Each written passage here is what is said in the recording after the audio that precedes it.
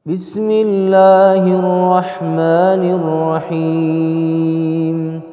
Bismillahirrahmanirrahim.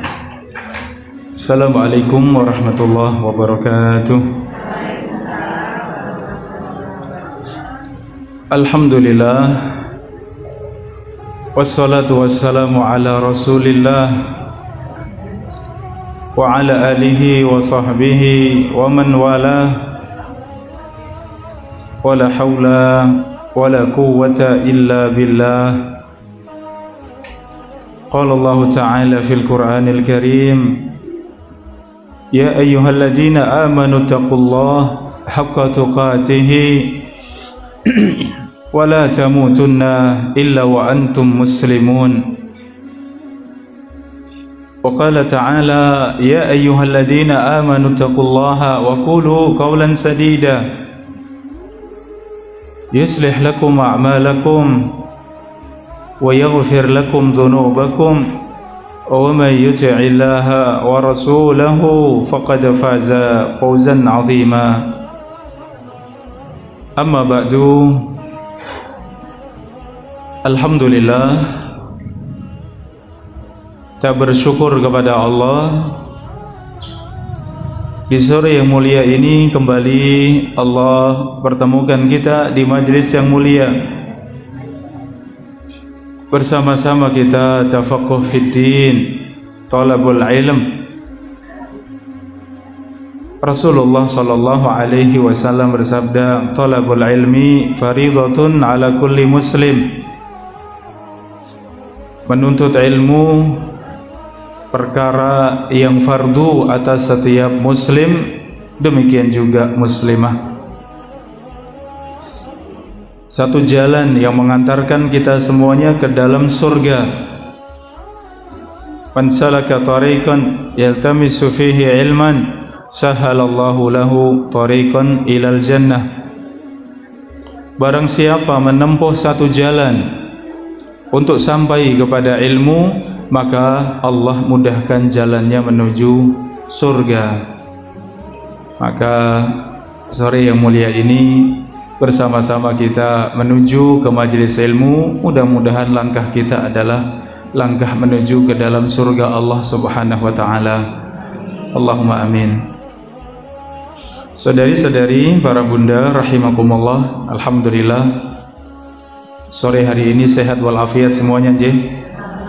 Alhamdulillah bisa hadir ya, walaupun corona Omikron sedang ya banyak lagi ya sedang banyak lagi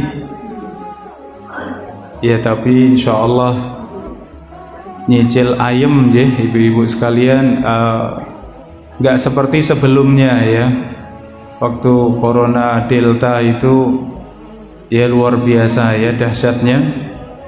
Untuk yang kali ini alhamdulillah jauh lebih ringan daripada sebelumnya, alhamdulillah. Mudah-mudahan kita semuanya sehat walafiat ya ibu-ibu sekalian, Allahumma amin. Kajian kita di sore yang mulia ini melanjutkan kembali fikih puasa. Iya, satu pertemuan sudah kita lewati, kemudian diselangi dengan kajian tafsir, dan insyaallah sore yang mulia ini kembali kita lanjutkan kajian kita dalam fikih puasa. Ya, 1 bulan lagi ya ibu-ibu sekalian, 1 bulan lagi insyaallah kita memasuki bulan Ramadan. Ya, kita memohon kepada Allah, kita berharap mudah-mudahan kita semuanya mendapatkan taufik dan hidayah Allah Subhanahu wa taala, ada di bulan Ramadan, masuk di bulan Ramadan dalam keadaan sehat walafiat, dalam keadaan iman kita yang kuat. Ya, demikian semangat kita untuk senantiasa meraih ridha Allah Subhanahu wa taala, meraih ampunan Allah Subhanahu wa taala. Allahumma amin.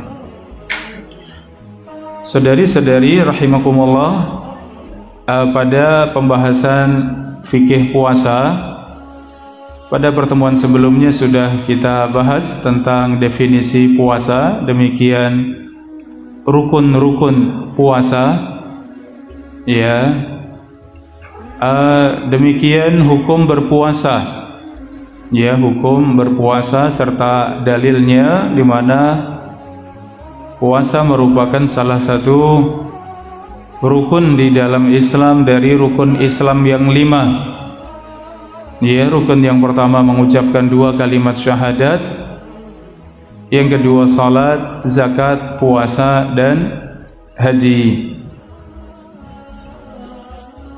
Di mana Allah Subhanahu wa taala wajibkan atas kita semuanya, ya ayyuhalladzina amanu kutiba alaikumusiyam.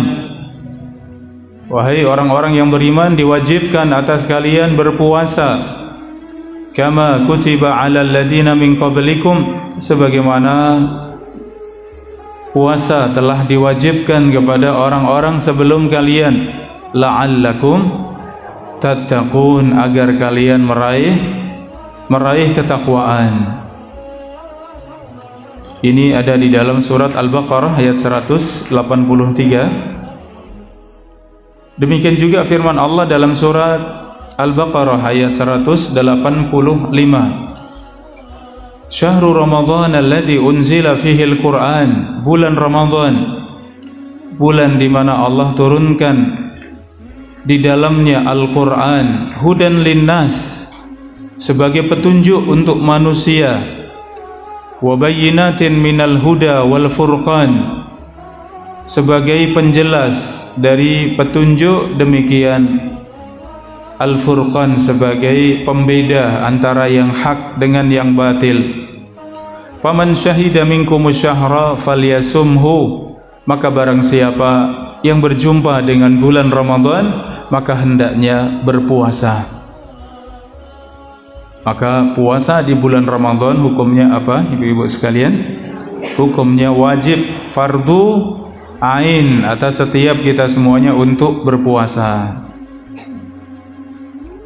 Di dalam hadis Abdullah bin Umar radhiyallahu anhuma, buniyal islamu ala khamsin, Islam dibangun di atas 5 perkara, yaitu syahadat la ilaha illallah wa anna muhammadan rasulullah, kemudian menegakkan salat, menunaikan zakat, berpuasa di bulan Ramadan, dan haji ke Baitullah.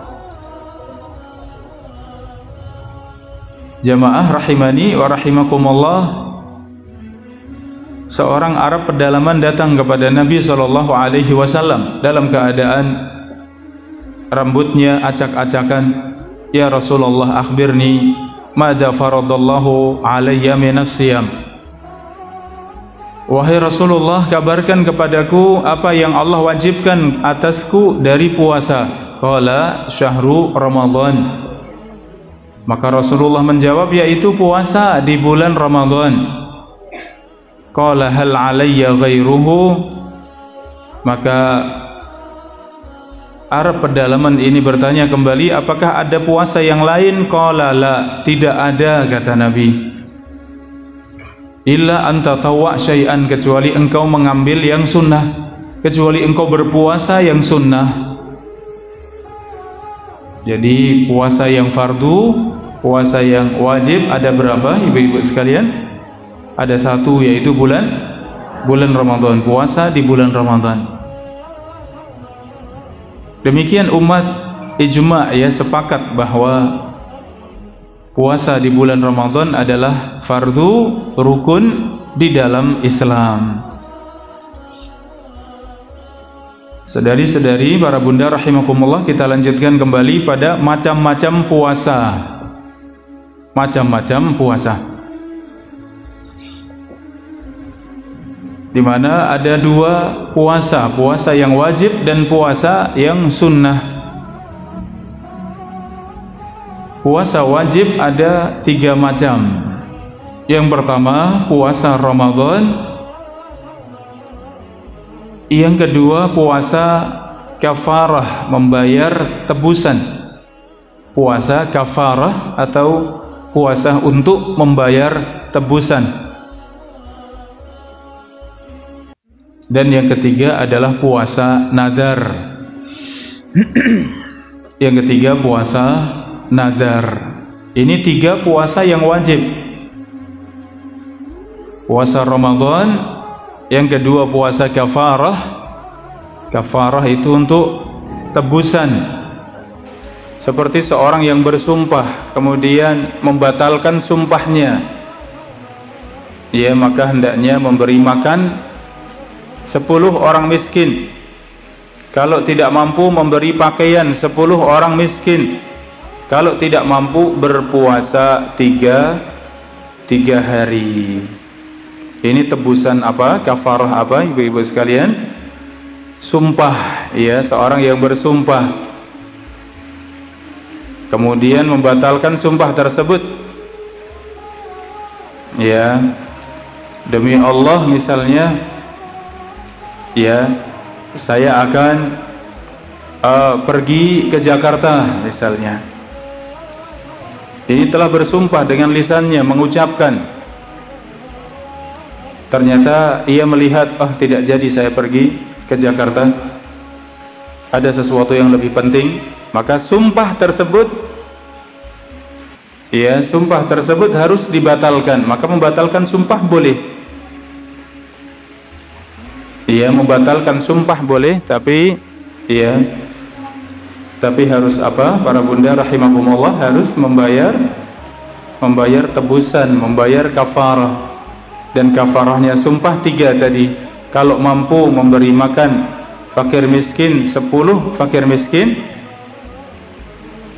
atau boleh memilih memberi pakaian 10 fakir miskin, yaitu pakaian yang lengkap untuk bisa digunakan sholat. Kalau laki-laki atas dan bawah, kalau wanita mungkin masih ditambah jilbab, ya, untuk 10 fakir miskin. Kalau itu tidak mampu, tidak ada harta untuk memberi makan atau memberi pakaian, maka pilihan yang ketiga apa? Puasa. Berapa hari? 3 hari. Ya, kecuali sumpah di dalam keburukan, maka wajib dibatalkan. Seorang bersumpah menyebut nama Allah, demi Allah saya akan demikian, ternyata itu sesuatu yang tidak boleh, maka sumpah seperti itu wajib untuk dibatalkan, dan ia pun membayar tebusan dari sumpah tersebut. Contoh yang lain, puasa kafarah, puasa membayar tebusan di bulan Ramadan. Ya, hubungan suami dan istri atau bercampurnya suami dan istri di siang hari ini tidak boleh, haram, ya, tidak boleh. Ya, kalau terjadi maka ada kafarahnya, ada tebusannya. Apa tebusannya? Berpuasa 2 bulan berturut-turut. Dia puasa 2 bulan berturut-turut, ya. Ini pelajaran, ya, buat kita semuanya. Hanya sebentar, ya, senangnya sebentar, tapi susahnya berapa bulan? 2 bulan. Maka sama seperti larangan wala taqrabuz zina, janganlah kalian mendekat kepada zina. Ya, senangnya mungkin sebentar, senang dalam maksiat tadi, wal'iyadzubillah, tapi kafarahnya, tebusannya apa? Dirajam, ya, untuk yang sudah berkeluarga sampai mati, ya Allah. Ya, jadi ini insyaallah nanti kita bahas, ya, terkait dengan pembatal puasa. Ini contoh puasa yang wajib. Puasa yang wajib ketiga adalah puasa nazar. Kalau seorang bernazar, apa itu nazar? Janji kepada Allah untuk mengerjakan sesuatu. Ya, janji kepada Allah untuk mengerjakan sesuatu. Ya, demi Allah, kalau anak saya sukses dapat pekerjaan, saya akan puasa 5 hari misalnya. Maka puasa 5 hari ini namanya puasa apa? puasa nazar yang tadinya tidak wajib menjadi wajib karena sudah bernazar. Dan nazar itu janji kepada Allah dengan diucapkan. Kalau niatan-niatan di dalam hati maka bukan nazar. Dia niat nanti kalau benar anak saya ya sukses, dia niat pengen bersedekah misalnya, itu niatan, itu bukan nazar. Jadi nazar sesuatu yang diucapkan ya. Ya Allah, seandainya anakku nanti sukses, saya akan berpuasa 3 hari misalnya, maka ini namanya nazar karena diucapkan. Apalagi dikuatkan dengan sumpah, demi Allah ya, kalau anakku sukses saya akan berpuasa 3 hari misalnya, maka yang seperti ini puasanya atau ibadahnya, amalnya menjadi wajib ya, karena sebab nazar. Kemudian selain puasa yang wajib ada puasa yang sunnah, dan pembahasan kita ya akan membahas tentang puasa Ramadan dan puasa sunnah insyaallah. Ya, puasa Ramadan dan puasa sunnah. Tadi disebutkan terkait dengan puasa kafarah dan puasa nazar untuk melengkapi ya, agar kita benar-benar faham, oh ternyata ada yang wajib selain Ramadan, yaitu puasa kafarah dan puasa nazar. Memasuki pembahasan puasa Ramadan ya, dimana puasa Ramadan memiliki keutamaan yang sangat besar, baik itu bulan Ramadan ataupun puasanya di bulan Ramadan, dua-duanya memiliki keutamaan yang sangat besar. Rasulullah sallallahu alaihi wasallam bersabda, "Man qama Ramadan imanan wahtisaban ghufira lahu ma taqaddama min dhanbihi."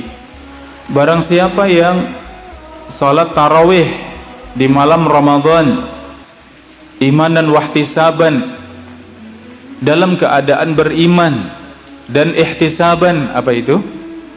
Mengharapkan pahala di sisi Allah. Dalam keadaan iman dan mengharapkan pahala di sisi Allah, maka diampuni dosa-dosanya yang telah lalu. Ya, pahalanya salat malam di bulan Ramadan dalam keadaan iman dan ihtisab, yaitu dosanya diampuni ya dari dosa yang telah lalu. Sama juga hadisnya, man shoma Ramadan imanan wahtisaban ghufira lahu ma taqaddama min dhanbihi. Barang siapa yang berpuasa di bulan Ramadan dalam keadaan iman dan mengharapkan pahala di sisi Allah, maka diampuni dosa-dosa yang telah lalu. Ditambah satu lagi, man qama lailatal qadri imanan wahtisaban ghufira lahu ma taqaddama min dhanbihi. Barang siapa yang salat malam atau salat tarawih di malam Lailatul Qadar dalam keadaan iman dan ihtisaban, maka diampuni dosa-dosanya yang telah lalu. Ini salah satu dari keutamaan besar bulan Ramadan, di mana Rasulullah sallallahu alaihi wasallam menyebutkan Allah akan mengampuni dosa-dosa kita di masa yang lalu. Barang siapa yang berpuasa, barang siapa yang sholat tarawih, barang siapa yang sholat tarawih di malam Lailatul Qadar. Sholat tarawih di malam Lailatul Qadar ini cara mendapatkannya gimana? Seperti apa ibu-ibu sekalian? Ya, setiap malam ya, 10 malam terakhir, 10 malam terakhir dari malam 21 sampai malam terakhir itu disebut 10 malam terakhir. Kalau kita hidupkan, maka salah satu malamnya pasti malam Lailatul Qadar. Maka semua amal ibadah kita khususnya adalah salat tarawih, maka itu akan mendatangkan pahala apa? Diampuni dosa-dosanya yang telah lalu. Imanan wahtisaban, yang mengerjakannya dalam keadaan iman, dalam keadaan ihtisaban. Ihtisaban itu mengharapkan pahala di sisi Allah. Ya, kita pernah sampaikan, seorang yang ikhlas di dalam beribadah itu seorang yang dengan ibadahnya mengharapkan ridho Allah, atau dalam ibadahnya mengharapkan pahala dari Allah, mengharapkan pahala di sisi Allah, maka disebut ikhlas. Jadi ikhlas itu mengharapkan ridho Allah atau mengharapkan pahala di sisi Allah, itu ikhlas. Maka dari 3 hadis tadi semuanya menyebutkan imanan wahtisaban. Ia beramal karena iman kepada Allah, dan ihtisaban karena mengharapkan ridho Allah, mengharapkan pahala di sisi Allah. Artinya benar-benar ikhlas. Dia di dalam berpuasa, salat tarawih, demikian menghidupkan malam Lailatul Qadar dengan salat tarawih, maka ghufira lahu ma taqaddama min dhanbihi. Ini tidak ada di bulan yang lain, ibu-ibu sekalian. Dia diampuni dosa-dosa dengan sebab tersebut, dengan sebab puasa, salat tarawih atau salat malam. Salat di malam Lailatul Qadar itu hanya ada di bulan Ramadan. Ya, maka alhamdulillah sebentar lagi kita berjumpa dengan bulan Ramadan. Ya, dan ada amalan besar, sebentar lagi masuk bulan Sya'ban. Ya, kapan ibu-ibu? Kamis ya. Iya, kalau saya lihat tanggalan sebagian ya Rabu, sebagian Kamis ya. Kamis jelas insya Allah. Jadi mulai Kamis itu sudah masuk bulan apa? Bulan Sya'ban, bulan terakhir sebelum Ramadan. Sunnahnya untuk apa? Mengerjakan apa di bulan Sya'ban? Ya, memperbanyak puasa. Ya, Usamah bin Zaid, beliau bertanya kepada Nabi SAW, aku melihat engkau banyak sekali berpuasa, tidak pernah aku lihat di bulan yang lain kecuali Ramadan. Maka jawaban Rasulullah, sesungguhnya ini bulan antara Rajab dan Ramadan, kebanyakan manusia lalai, maka aku ingin menghidupkannya. Ini yang pertama, ingin menghidupkan Sya'ban, karena di masa yang lalu sebelum Islam manusia itu biasanya lupa, lalai di bulan Sya'ban. Yang kedua, karena di bulan Sya'ban amal kita selama 1 tahun diangkat kepada Allah Subhanahu wa ta'ala. Maka aku ingin amalku diangkat kepada Allah dalam keadaan aku sedang berpuasa. Ini keutamaan puasa di bulan Sya'ban. Dan sunnahnya puasa di bulan Sya'ban ini di pertengahan yang pertama ya, tanggal 1 sampai dengan tanggal 15 kurang lebihnya, ini disunahkan puasa. Setiap hari boleh tidak ibu-ibu sekalian? Puasanya dari tanggal 1 sampai 15 itu setiap hari boleh tidak? Itu yang sunnah kalau mampu, bahkan setiap hari. Kalau tidak mampu, semampunya, sebanyak-banyaknya. Kalau di setengah yang kedua tanggal 16 sampai selesai, maka yang melanjutkan puasa khusus yang punya kebiasaan puasa. Yang biasa Senin Kamis lanjutkan, yang biasa puasa Daud lanjutkan. Ya, kalau yang tidak punya kebiasaan maka cukup di setengah Sya'ban yang kedua istirahat dari puasa. Ya, istirahat badannya, karena puasanya di setengah yang pertama. Setengah yang kedua istirahat, persiapan benar-benar masuk bulan Ramadan dalam keadaan siap. Adapun ibadah yang lain, ya ibu-ibu yang dirahmati Allah, ibadah yang lain ini sudah mulai kita persiapkan. dia membaca Al-Quran sudah semakin kuat karena tinggal 1 bulan ya. Salat malam sudah mulai dihidupkan ya. Salat rawatib, qobliyah dan ba'diyah sudah mulai dijaga karena kita akan menyambut Ramadan. Ini semua untuk pemanasan ya. Pas nanti masuk Ramadan sudah benar-benar siap. Tapi kalau sekarang santai-santai di bulan Sya'ban ini, kemudian masuk Ramadan baru mulai pemanasan, itu panjang waktunya. Tahu-tahu sudah lewat 10 hari, tahu-tahu sudah pertengahan Ramadan, kita belum puncaknya beribadah.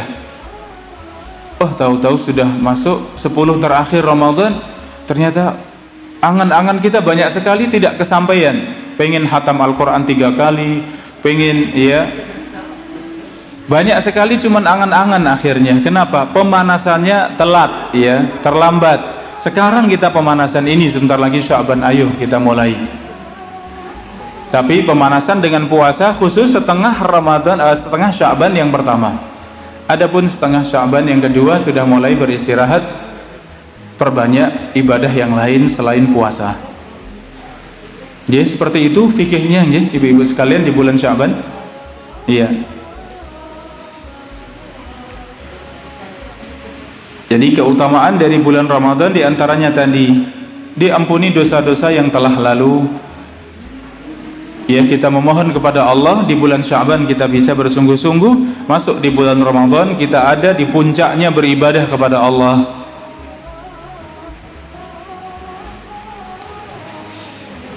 Taib, selanjutnya hikmah ya di balik puasa. Puasa ini ibadah yang paling dicintai Allah. Fa innahu li wa ana ajzi bihi. Sesungguhnya puasa itu untukku dan aku yang membalas langsung, kata Allah. Dalam hadis qudsi, puasa itu untukku dan aku yang membalas langsung. Maksudnya apa? Dikhususkan ibadah puasa karena banyak manusia yang tidak melihat puasa yang mengajari kita untuk ikhlas karena Allah, karena tidak dilihat manusia, tidak disaksikan oleh manusia kecuali sedikit mungkin keluarga yang tahu, yang lain tidak tahu kalau kita puasa. Maka ini ibadah yang mengajarkan kepada kita ikhlas, maka sangat dicintai Allah karena amal yang paling dicintai Allah adalah amal yang ikhlas. Dan dibalik dari cintanya Allah kepada ibadah puasa, diantara sebabnya karena yang pertama, puasa itu mensucikan jiwa. Demikian ia membersihkan dari sifat-sifat yang tercela.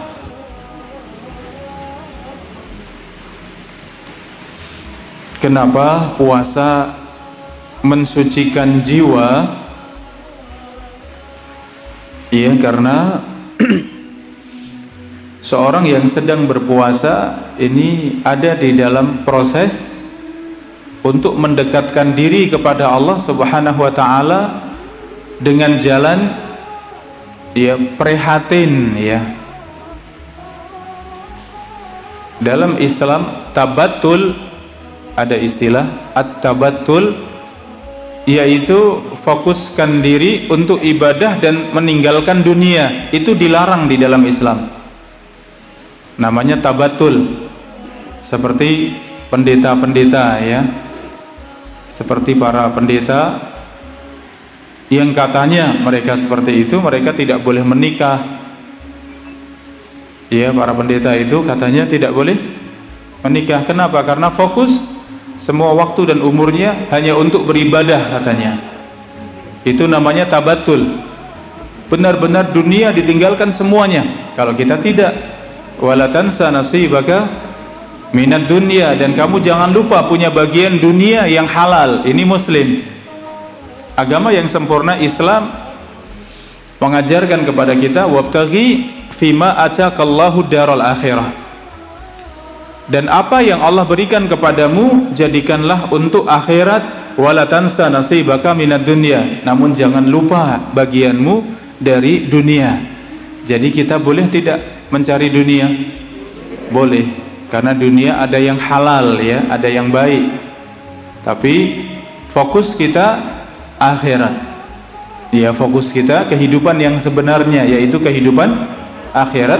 Dunia Allah ingatkan hanya jangan lupa kamu punya bagian dunia.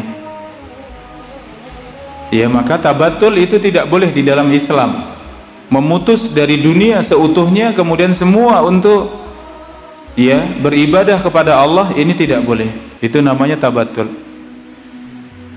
Tapi ada cara tersebut di dalam Islam, cara prihatin untuk beribadah di dalam Islam. Prihatin seperti apa ibu-ibu sekalian? Berpuasa. Ya, berpuasa ini prihatin yang dicintai Allah, ya tidak? Dari subuh sampai maghrib tidak makan, tidak minum. Ya, ini luar biasa. Ya, fokus ibadah yang luar biasa, ibadah dengan meninggalkan makanan, minuman, hubungan suami istri karena Allah.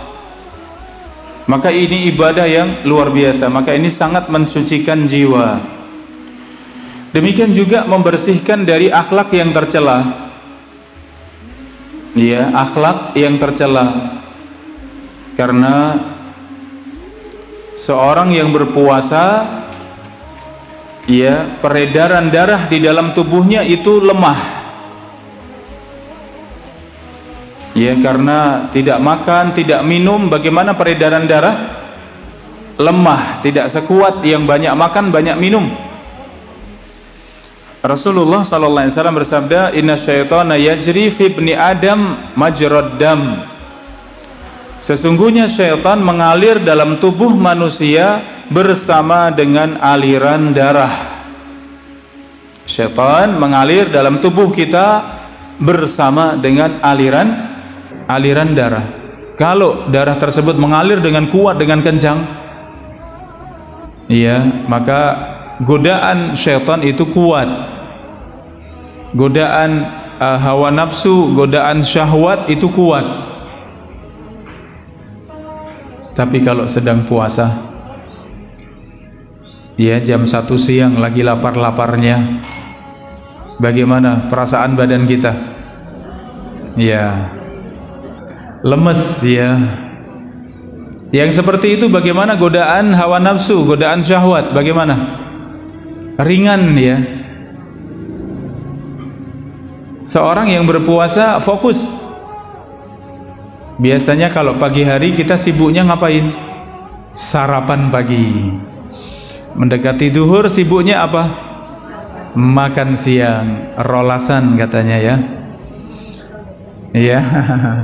Sibuk memikirkan makanan dan minuman ya. Tapi orang yang berpuasa lepas dari itu semuanya. Makanya waktunya longgar, waktunya panjang. Bisa banyak dipakai untuk mendekatkan diri kepada Allah, untuk beribadah kepada Allah, untuk prihatin yang syar'i tadi, prihatin yang benar tadi dengan cara berpuasa. Ya, ini di antara keutamaan berpuasa, membersihkan jiwa kita, demikian ya, menjauhkan kita dari akhlak yang tercela. Di antara hikmah puasa yang kedua adalah mengajarkan kita untuk zuhud dengan dunia. Dunia, ibu-ibu sekalian, yang kita butuhkan setiap hari sebenarnya sedikit ya. Dari kita bangun tidur sampai tidur malam, tidur kembali, itu yang kita butuhkan sebenarnya apa saja? Makanan, berapa kali makan? Paling 3 kali. Minuman ya mudah buat kita ya, kemudian pakaian ya kita beli berapa pasang saja insya Allah kecukupan ya, tempat tinggal alhamdulillah sudah ada, itu kebutuhan kita. Yang lain itu semuanya ya tamak dunia, syahwat dunia, yang lain itu pengen punya ini, pengen punya ini, pengen punya itu semuanya tambahan. Nah, kita bisa zuhud dengan dunia. Kita hanya fokus pada apa yang kita butuhkan dari dunia, sedangkan selainnya untuk akhirat, itu namanya zuhud.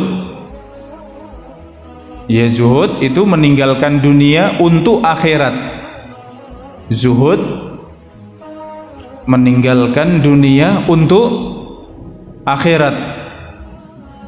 Maksudnya meninggalkan dunia bagaimana?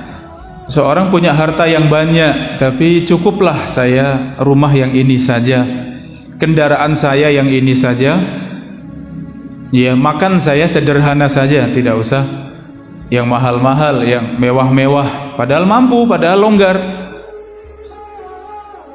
Seperti itu yang dipilih, sisa dari hartanya itu disedekahkan di jalan Allah. Maka orang yang seperti ini namanya orang yang zuhud dengan dunia. Nah, caranya untuk sampai pada sifat zuhud dengan dunia seperti apa? Dengan cara berpuasa. Ya, dengan cara berpuasa. Kita berpuasa ini ternyata melatih lambung kita ini semakin kecil. Lambung kita ini muat dimasukin berapa piring, ibu-ibu sekalian? Sekali makan berapa piring? Ya, tergantung ya. Ternyata tergantung. Tergantung lauknya. Iya. Yang tepat tergantung kebiasaan ya.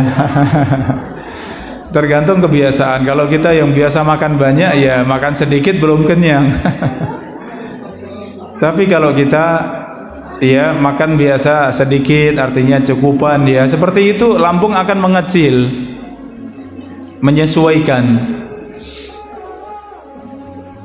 Ya, ini ternyata lambung kita lah. Dengan cara berpuasa dari subuh sampai maghrib kita tidak makan, tidak minum, itu lambung mengecil. Makanya buka puasa itu kalau kita pun makan tidak banyak, sebenarnya sudah ganjel ya, sudah mengganjal di perut, cukup ya, tidak usah banyak-banyak. Biasanya kalau selesai Ramadan turun berapa kilo ibu-ibu sekalian? Atau malah nambah? Ya, mudah turun ya kalau di bulan Ramadan, tapi setelah Ramadan ngamuk lagi. Jadi insya Allah kita yang sudah tahu ya syariat yang seperti ini, ternyata sebenarnya puasa puasa itu melatih kita untuk zuhud dengan dunia, memahami hakikat dari dunia. Ternyata dunia yang kita butuhkan hanya itu, makanan, minuman, pakaian, tempat tinggal, itu saja. Selebihnya itu syahwat dunia, selebihnya itu sifat tamak dan rakusnya dengan dunia. Ya, karena seorang yang sudah bisa makan, ya cukup, makanan untuk hari ini ada, makanan untuk hari esok ada, itu udah luar biasa. Faka'annama hizat lahu dunya. Kata Nabi SAW, seakan dunia sudah ada di hadapannya. Ya, karena memang dunia seperti itu. Tidak banyak sebenarnya kebutuhan kita dengan dunia. Ya, maka meraih sifat zuhud dengan dunia itu dengan jalan apa? Cinta puasa. Insya Allah kita bisa meraih sifat zuhud dengan dunia. Kalau sudah zuhud dengan dunia, maka yang menjadi fokus kita adalah akhirat. Fokus kita semuanya adalah akhirat. Ya, karena kenikmatan yang sebenarnya itu kenikmatan akhirat, kenikmatan surga. Di surga semua yang kita inginkan, ya, semua yang kita inginkan ada, ibu-ibu sekalian ya, di dalam surga. Ya, semua yang kita inginkan ada. Dengan kenikmatan yang sempurna.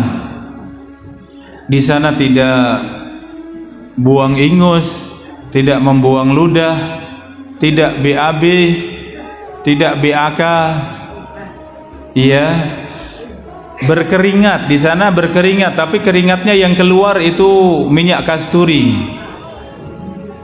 Makan itu hanya bersendawa, sudah lapar lagi, sendawanya itu minyak kasturi.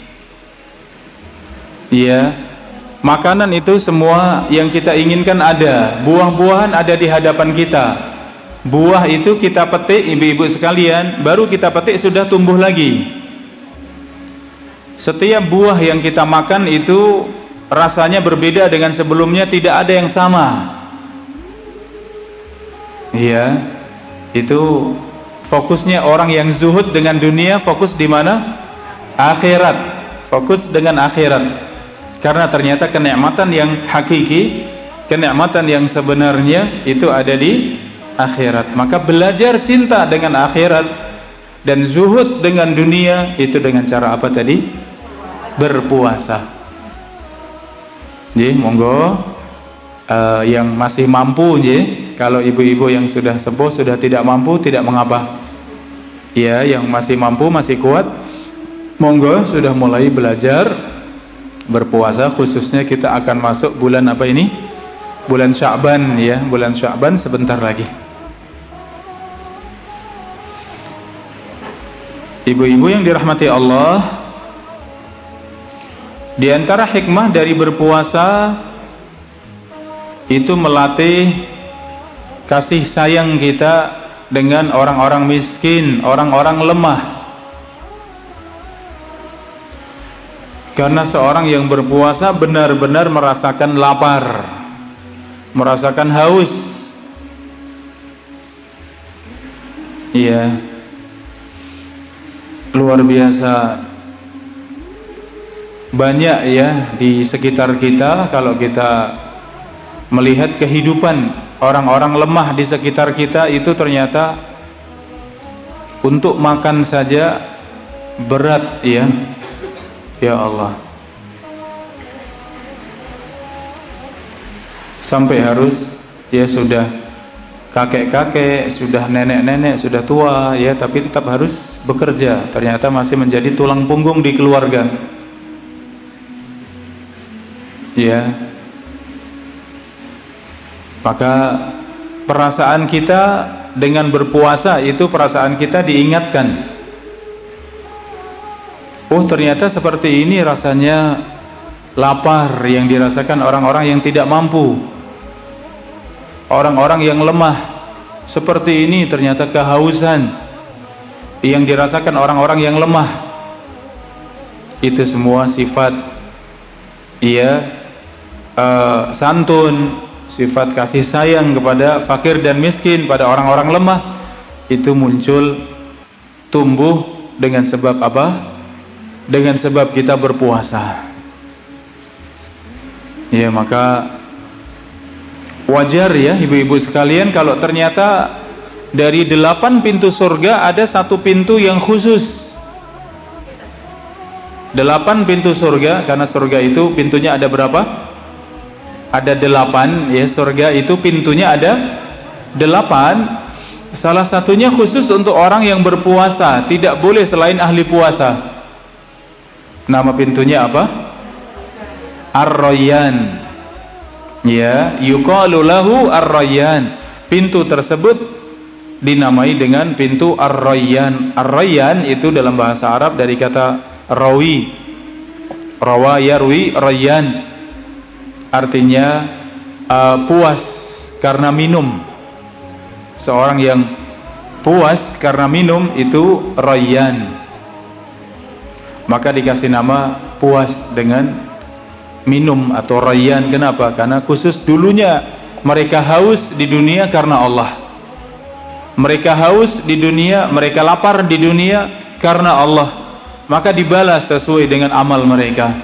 Mereka dimasukkan di dalam surga dari pintu khusus, yaitu pintu Ar-Rayyan. Mereka yang benar-benar ahli dengan puasa. Kapan dikatakan ahli, ibu-ibu yang dirahmati Allah? Ahli puasa, ya, kalau kita menjaga puasa yang wajib, puasa Ramadan, jaga dengan sebaik-baiknya. Ya, insya Allah kita masih akan terus berlanjut pembahasannya pada fikih puasa, insya Allah. Paling tidak masih 4 pertemuan mungkin ya, insya Allah. Ya, 29 Maret ya, sekitar 2 atau 3 pertemuan, insya Allah. Mudah-mudahan fikih puasanya selesai, ya, sehingga kita benar-benar memahami puasa yang sempurna, khususnya puasa yang wajib, kemudian sudah mulai berusaha dengan puasa-puasa yang sunnah. Dan di antara puasa sunnah yang paling banyak, riwayat itu menyebutkan Rasulullah SAW puasa di bulan Sya'ban itu 1 bulan penuh. Riwayat yang lain menyebutkan kebanyakan harinya berpuasa. Ya, kemudian kesimpulan terakhirnya tadi itu yang saya sebutkan, di setengah bulan pertama perbanyak puasa, bahkan kalau bisa setiap hari. Baru di setengah yang kedua sesuai dengan kebiasaan kita. Ya, maka dengan sebab tersebut kita barengkan dengan ibadah-ibadah yang lain, insya Allah kita benar-benar siap menyambut bulan Ramadan. Masuk tanggal atau malam Ramadan, malam 1 Ramadan itu sudah benar-benar kita siap untuk beribadah kepada Allah pada puncak-puncaknya ibadah kita semuanya, insyaallah ta'ala. Tayyib, demikian apa yang kita kaji pada kesempatan sore yang berbahagia ini terkait dengan fikih puasa, ya. Dan insyaallah mudah-mudahan panjang umur semuanya ya, ibu-ibu sekalian. Ya, kita bisa lanjutkan kembali pada pertemuan berikutnya biidznillah. Jadi silakan, mungkin ada pertanyaan, dipersilakan. Assalamualaikum warahmatullahi wabarakatuh. Waalaikumsalam warahmatullahi wabarakatuh. Saya mewakili teman saya mau bertanya. Oh, silakan. Teman saya itu sudah 3 minggu itu haid, tapi masih beras haidnya. Iya. Wajib melakukan sholat atau masih kebingungan kenapa kok?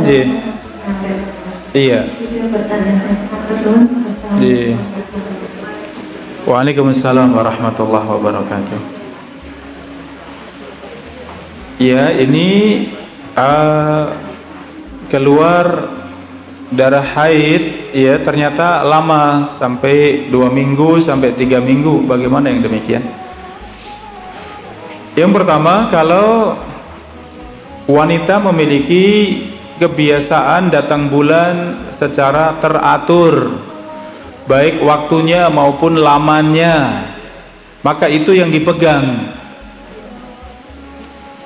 Kalau teratur setiap akhir bulan, setiap pertengahan bulan, setiap awal bulan, kemudian juga teratur itu 6 hari atau 7 hari misalnya, maka ikuti kebiasaannya.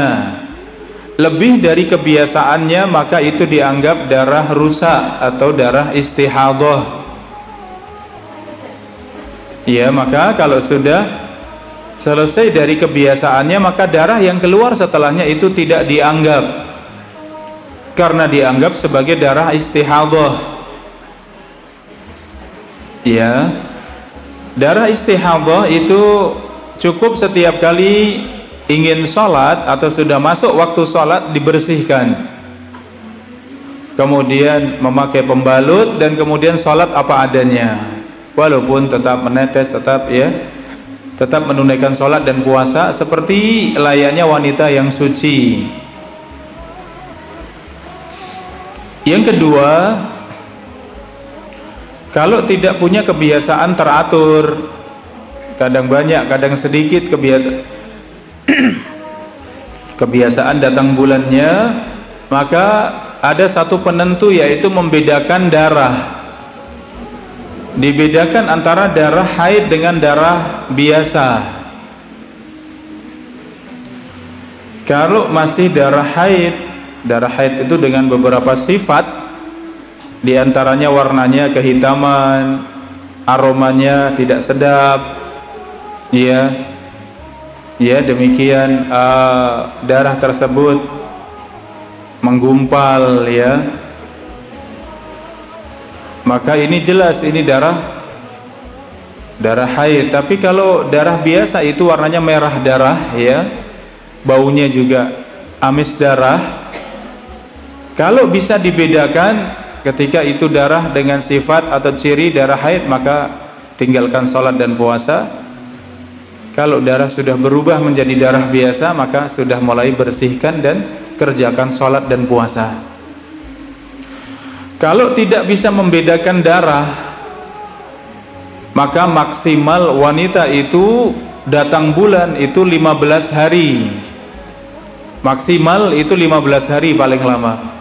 Ada yang sampai 10 hari, ada yang sampai 12 hari. Paling lamanya haid ya sepanjang kehidupan manusia, wanita itu haid paling lama berapa?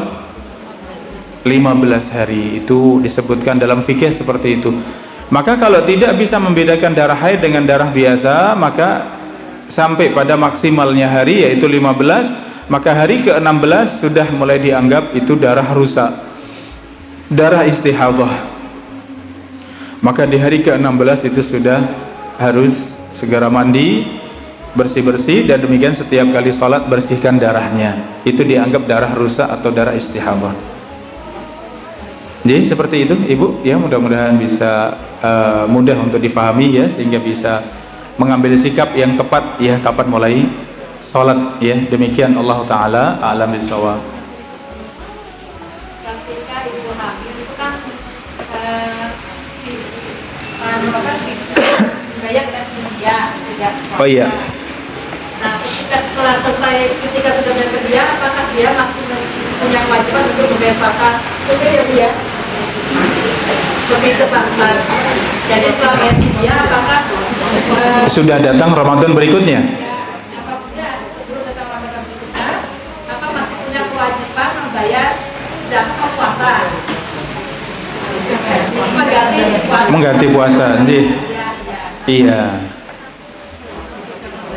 Tapi sudah membayar fidyah ya? Oh iya. Jadi terima kasih Ibu atas pertanyaannya. Ibu, saudari-saudari rahimakumullah. Insya Allah kita akan ya sampai pada pembahasannya ya. Tapi yang memang kita butuhkan monggo ya bisa ditanyakan, dia bebas saja. Tapi insya Allah secara terperinci, secara berurutan kita akan bahas fikihnya insya Allah ya. Di antara yang boleh tidak berpuasa itu seorang yang sakit, seorang yang safar atau bepergian jauh lebih dari 80 km kurang lebihnya, kemudian yang sedang hamil dan menyusui ya, demikian yang haid dan nifas ya, itu yang boleh tidak berpuasa. Bahkan haid dan nifas memang tidak boleh berpuasa. Jadi wanita atau ibu yang hamil, ibu yang menyusui itu boleh tidak berpuasa. Baik nggak berpuasa karena memang tidak kuat, atau tidak berpuasa karena khawatir janin dalam perut, atau khawatir bayi yang disusui. Kuat sebenarnya, tapi kalau tidak puasa nanti tidak ada produksi ASI misalnya, kasihan bayinya, boleh tidak berpuasa ya. Kemudian bagaimana menggantinya? Nanti setelah selesai Ramadan ada kesempatan untuk bisa mengqadha atau membayar, silahkan diqadha, dibayar.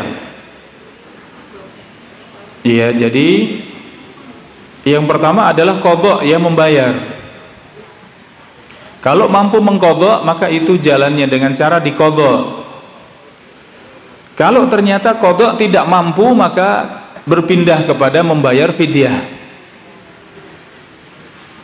Ya ternyata tidak berpuasa karena hamil, setelah Ramadan lahiran, setelah itu menyusui. Iya, hamil lagi. Ya kadang seperti itu ya, kadang iya, lahir baru berapa ini ternyata sudah bobot lagi. Kapan kesempatan untuk bayar qadha ya, mengqadha Ramadan? Tidak ada waktunya. Maka yang seperti itu ada keringanan dari qadha berpindah kepada fidyah, maka membayar fidyah sebelum masuk Ramadan berikutnya. Seperti sekarang ini, tinggal 1 bulan untuk Ramadan. Yang masih punya hutang segera bayar. Kalau memang benar-benar tidak mampu, silahkan bayar fidyah. Ya, ini ya. Sebagian fikihnya sedikit membedakan antara yang tadi ibu hamil atau menyusui ternyata meninggalkan puasa bukan karena tidak mampu, tapi karena khawatir dengan janin. Sebagian ulama menyebutkan wajib dua-duanya, wajib mengqadha dan juga wajib membayar fidyah. Karena meninggalkan puasanya bukan karena tidak mampu, tapi karena khawatir dengan bayi, khawatir dengan janin, maka sebagian ulama mewajibkan dua-duanya, ya qadha ya fidyah. Kalau ternyata qadha tidak mampu, maka cukup dengan fidyah. Jadi fikihnya seperti itu ya ibu-ibu ya. Kalau mampu qadha segera qadha, memang tidak mampu maka digantikan dengan fidyah. Ya, jangan sampai numpuk banyak sekali. Tahun ini ya numpuk ya misalnya 30 hari. Sampai Ramadan berikutnya belum mampu qadha. Kemudian Ramadan berikutnya kena lagi 30 hari lagi. Itu 2 tahun sudah berapa hari? Ya 60 hari. Sampai 3 tahun 4 tahun numpuk, wah ini berapa hari ya. Jadi jangan sampai ketika ketemu Ramadan berikutnya itu sudah selesai ya, sudah tidak punya hutang. Karena kalau tidak mampu bayar maka dibayar dengan fidyah ya, dibayar dengan fidyah.